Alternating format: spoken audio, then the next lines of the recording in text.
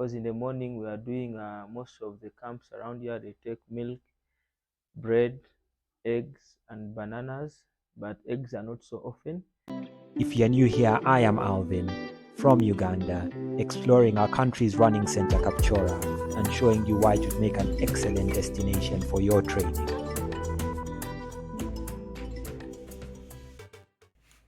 So welcome, this is episode 4 of the series where I'll be looking at diet. I was interested to see whether there was anything specific about the elite Ugandan runner diet and whether there is anything you might be able to incorporate into your own diets as part of your training.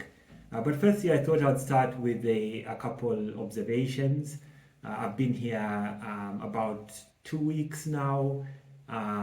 My trip last time in April was a lot shorter than my trip now. I spent about 5 days. So I've had a lot more time to get to know the place. And one thing is just how hilly it is. It's just very, very different to my usual runs. I'll post my Strava link in the description. But just going through some of my runs, I'm getting elevations that I'm just not used to. So it's like it's adjusting to the altitude, but also the hills, and it's really, really tough. I wouldn't say it's getting any easier, but I'm getting a bit more comfortable with the runs, and I'm hoping that's a sign of my development. But yeah, just something you need to adjust to here is just the amount of hills you'll be doing, and I'm sure that's one of the secrets behind why Ugandan athletes are developing so well. The second is just how friendly the runners are. So as I said, there's group runs Monday, Wednesday, Friday, which they call easy run here, where many athletes meet, sometimes as many as 100, and just being able to go meet them, join them, go on their runs. I'd say I'm probably sticking with them for about 15 to 20 minutes before I start to fade away. But there's still some of the developing athletes, some of the female athletes I'm able to keep with. So I'm still running as part of the group, and it's just been a great part of my training. But also meeting some of the elite runners and also some of the coaches. So I've been lucky to meet one of the NN running assistant coaches who's kindly done a talk as part of this episode on the diet here. And I've also met Peter Chelengat, who's Jacob Kiplimo's coach, sat down and had a chat with him and just exploring, finding more about training here and learning about the place.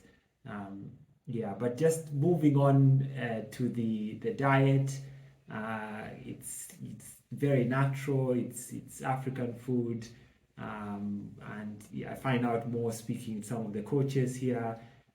In terms of my own diet, I think it's been a lot more plant-based, a lot more carbohydrates, not taking as much meat, but hearing the coach, I think he provides useful information about when the proteins are useful to add, and I'll just move on to him now and let him share about what the diet here consists of. My name is Coach Dennis Okror. I work with Global Sports Communication as an assistant coach in Global Uganda.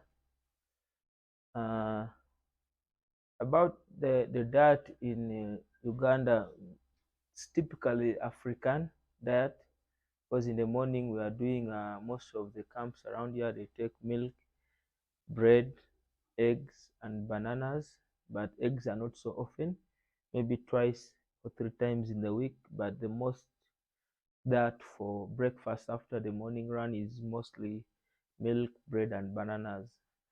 So lunch depends on the day in the week, the sessions you have had, but most time in the hardy days we are eating meat, protein, animal protein, goat's meat, chicken, or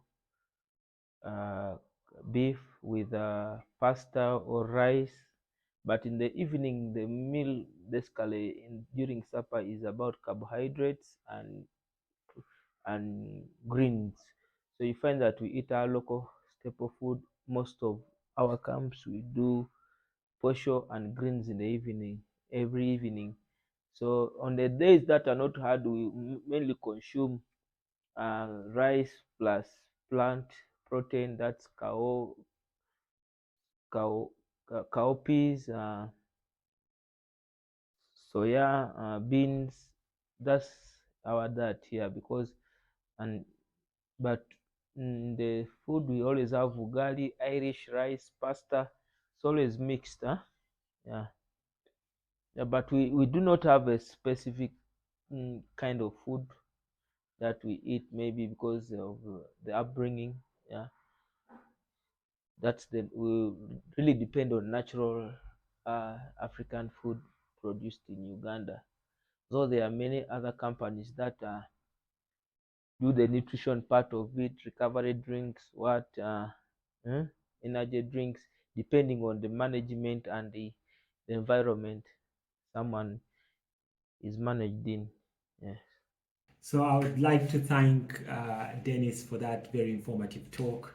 The variety of foods he's mentioned, they're available elsewhere in the world, so it's something that you can start to incorporate as part of your own diet plan with your training.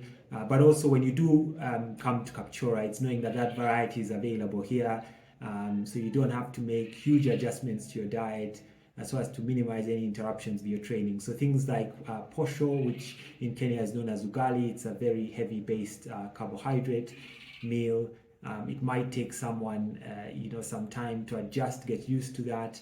So it's good knowing that carbohydrates, proteins, people are used to, they're all here. So you can carry on what you're used to and minimize that interruption with your training. I hope you've all found that very useful. I'll see you all on the next episode where I continue to share more about this brilliant place. Subscribe so you don't miss out.